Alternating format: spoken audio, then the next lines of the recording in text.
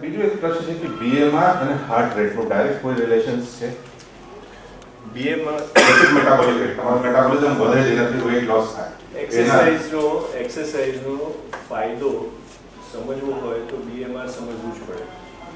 હું 30 minute exercise કરું તો ખાલી 30 મિનિટનો ફાયદો મને કઈ રીતે મળે આખા દિવસ માટે કે આખી લાઈફ માટે? બીજું કે હું એક્સરસાઇઝ કરું તો તમે જુઓ છો કે પલ્સ રેટ વધે, જો બીપી માપશો તો બીપી પણ વધે, એક્સરસાઇઝ કરો તો બ્લડ પ્રેશર વધે. તો પછી હું કેમ એમ કહું છું કે એક્સરસાઇઝથી બીપી ઘટે, હાઇપરટેન્શન કંટ્રોલમાં?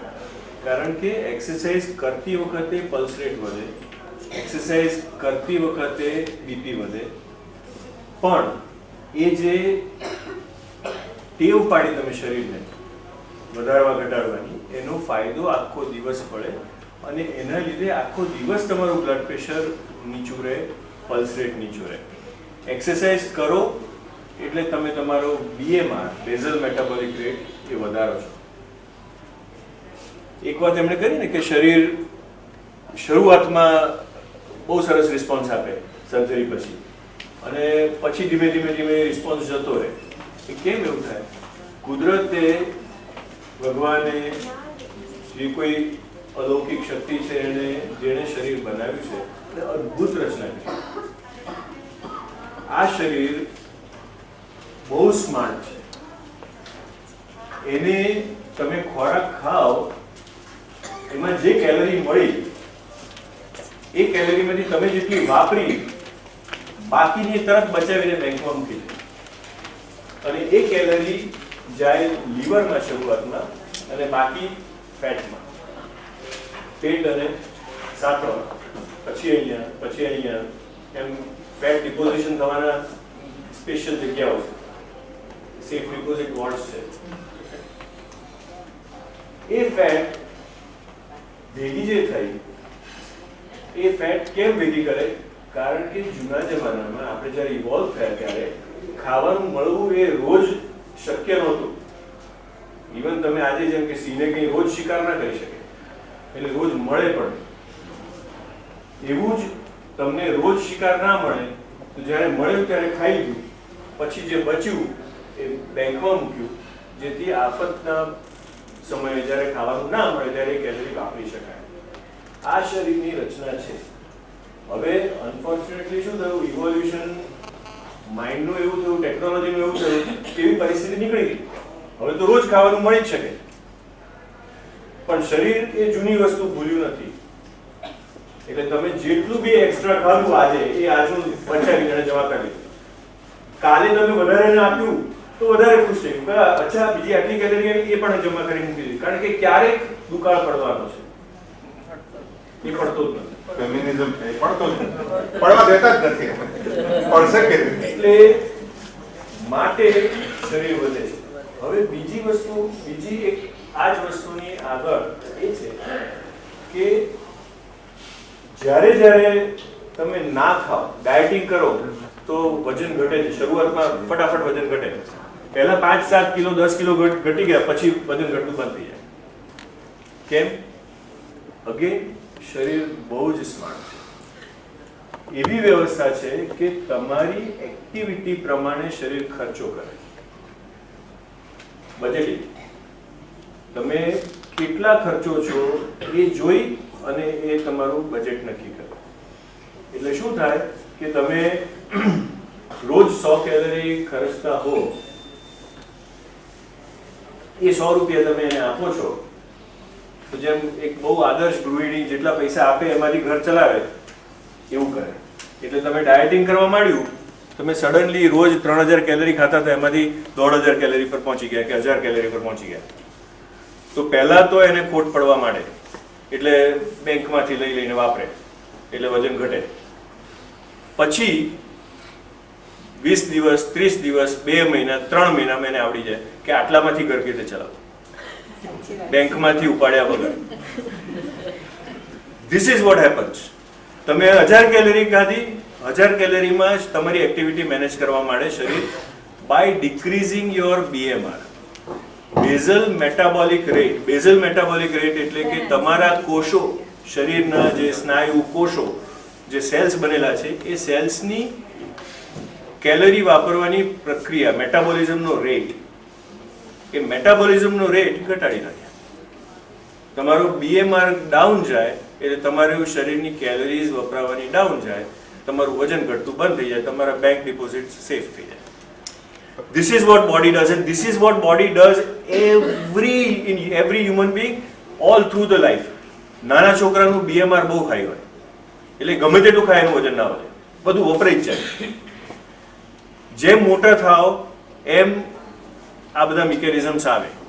એટલે તમે જુઓ ને કે 25-30 પછી તમે પહેલા જેટલું જ ખાવ છો પણ વજન વધે છે. તમે પહેલા જેટલી જ એક્ટિવિટી કરો છો છતાંય વજન વધે છે, કારણ તમારો BMR નીચો જાય છે. માટે 50 વર્ષની ઉંમરે તમે જે 25 વર્ષ જેવું ખાઈને છે ખાઓ એટલે તરત વજન વધે, એટલું ખાવ. BMR ઇઝ વેરી ઇમ્પોર્ટન્ટ, અને BMR એક્સરસાઇઝથી જ વધી શકે. એટલે BMR તમારો બેઝલ મેટાબોલિક રેટ વધારવો હોય તો કસરત સિવાય છૂટકો જ નથી. ખોરાક એના પછીની વસ્તુ છે. ના, એ જ વસ્તુ છે કે જ્યારે અમે સર્જરી કરીએ છીએ તો we decrease the food quantity which more or less remains decreased. જે રીતે તમે વાત કરી અને જે રીતે બધા સમજણ પડે છે ને, એ જ સમજણ હું પાડું છું કે જ્યારે તમારી હવે ભૂખમરીની સ્થિતિ એમને છે કે હવે એટલું જ મળવાનું છે, તો બોડી પહેલાં તો એડજસ્ટ કરે, પછી તમારી ફ્રીક્વન્સી ખાવાની વધારી દે કે એમને ખબર છે કે હવે એક રોટલીથી વધારે નહીં ખાઈ શકતો, તો તમને ફોર્સ કરે દર 3 કલાકે એક રોટલી ખાવાની. અલ્ટિમેટલી ત્યાં સર્જરી પહેલાં 6 રોટલી દિવસમાં 2 વાર ખાતા હતા, 3 રોટલી સવારે 3 રોટલી સાંજે, એ 6 રોટલી ઉપર તમે 4 વાર ખાઈને આવી ગયો. ખ્યાલ આવી ગયું? એટલું તો થાય જ છે. તો સમીરભાઈથી બીજો પ્રશ્ન મારો એ રહેશે કે આપણે બેસિક જે બઝલ મેટાબોલિક રેટ વધારીએ છીએ એના માટે હેપીનેસ અને એક્સરસાઇઝ બંને વસ્તુનો રોલ છે કે હેપીનેસનો કોઈ રોલ જ નથી? સ્લીપ પેટર્નનો કોઈ રોલ છે કે એ સ્લીપ પેટર્નનો કોઈ રોલ જ નથી? Mental stress, happiness, sleep pattern આ બધું બહુ જ ઇમ્પોર્ટન્ટ છે. તમારી હોબીઝ બહુ ઇમ્પોર્ટન્ટ છે. If you have some hobby, તો that also is very important. એ હોબીઝથી તમારો મેટાબોલિક રેટ, તમારું mental stress level goes down. So these are very very important, very very important. Lifestyle as a whole is extremely important. અને આ બધી જ વસ્તુ, હોબીઝ, હેબિટ્સ, સ્લીપ પેટર્ન, તમારું સ્ટ્રેસ લેવલ્સ અથવા તો happiness portion, exercise, these are all important things to keep you healthy. Exercise એક બહુ શબ્દ છે, સાંભળવું બહુ ઇઝી છે, પાલન કરવું બહુ જ અઘરું છે. In fact each and every patient I know personally, they are as a family. અને જેટલા બી શરૂઆતમાં બહુ એક્ટિવ હોય, તેમથી વેટ લોસ બહુ સારું થતું હોય તો દે આર ડબલી એક્ટિવ. સ્લોલી વર્ષે, 2 વર્ષે, 3 વર્ષે કે 4 વર્ષે ઓલ્ડ હેબિટ ડાઈઝ હાર્ડ.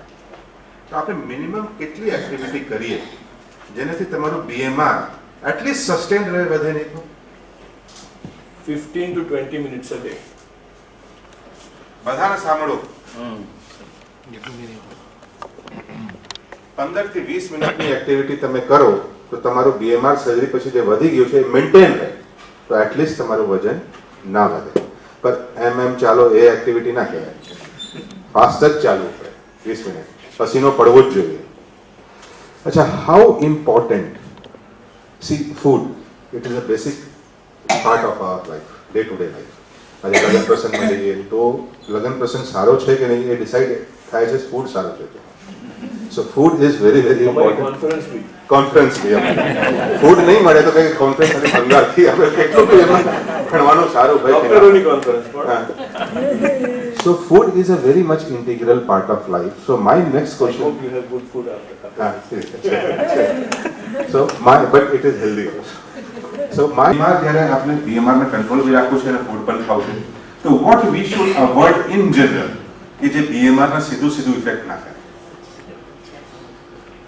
બહુ જ અગત્યનો સવાલ છે. ફૂડની ઇન્ટ્રિકસીઝ સમજવી જ જોઈએ. There are various types of food અને દરેક ફૂડની કેપેસિટી, ભલે કેલરી સેમ હોય પણ કેપેસિટી તમારું શુગર વધારવાની તમારા બોડીનો BMR વધારવા ઘટાડવાની એ ડિફરન્ટ હોય છે. રિમેમ્બર, યાદ રાખજો કે ઓવરઓલ તમારે હેલ્ધી ફૂડની આપણે વાત કરીએ તો તમારા ખાવાનામાં એટલીસ્ટ 40% ફ્રૂટ્સ અને વેજીટેબલ્સ હોવા જોઈએ. એવા ફૂડ હોવા જોઈએ કે જેમાં ફાઈબર હોય, જેમાં વિટામિન્સ હોય, જેમાં ન્યુટ્રિયન્ટ્સ હોય. 40% of our food should be 40% of our calories should be coming from these type of food. અને બહાર પરદેશીઓને બહુ આશ્ચર્ય એ થતું હતું કે આ જ્યારે એકવાર વાતો થઈ ત્યારે કે ઇન્ડિયા 70% વેજીટેરિયન લોકોથી ભરેલું છે. 70% આર વેજીટેરિયન્સ. તો પણ અહીંયા હાર્ટ ડિઝીઝ કેમ વધારે છે? તો એના ઘણા કારણો ઓફકોર્સ બધા છે. એમનું એક કારણ એ છે કે આપણે વેજીટેરિયન હોવા છતાં આપણા ખોરાકમાં ફ્રૂટ્સ અને વેજીટેબલ્સનો પ્રયોગ એ લોકો કરતાં ઓછો છે. આપણું ધ્યાન ગ્રેન્સ, અનાજ અને કઠોળ પર જ વધારે છે, ફ્રૂટ્સ અને વેજીટેબલ્સ પર નથી. બહુ જ અગત્યની વસ્તુ છે. This can go on. આવતા વખતે જીતાબેનથી આપણે 10 મિનિટનો ટોક રાખીએ ગ્લાઇસેમિક ઇન્ડેક્સ ઉપર. તો તમને ખ્યાલ આવે કે સમર્સમાં કયા ફૂડ ખાવાના? આમ ખાવ કંઈ વાંધો નથી, કેરી ખાવ, એના તમે ચીકુ ના ખાવ. તો એ વસ્તુ આપણે સમજશું આવતા વખતે જીતાબેન સાથે કે આપણે કેટલી વસ્તુઓ ખાવાનું અલાઉ છે. બીજું એક જ વસ્તુ હું ઇન્ટરપ્ટ કરીને કહેવા માંગીશ કે તમે જેમ એમણે કહ્યું ને કે અમે એવું કરીએ છીએ કે બહુ વધારે ખાઈ જ ના શકો તમે, which is very important. See, one of the reasons why bariatric surgery is so successful is the principle કે તમે શું ખાઓ છો એ જેટલું અગત્યનું છે એટલું જ અગત્યનું છે તમે કેટલું ખાઓ છો. બહુ જ ઇમ્પોર્ટન્ટ. એ બહુ જ અગત્યનું છે. એટલે જે લોકો ફેમિલી છે, જે લોકોએ બેરિયાટ્રિક સર્જરી નથી કરાવી, જે લોકો ઓબીઝ નથી, એમણે પણ યાદ રાખવા જેવી વસ્તુ કે શું ખાવું અને કેટલું ખાવું એ બંને અગત્યની વસ્તુ છે. અને બંને મગજમાં ક્લિયર હોવું જોઈએ.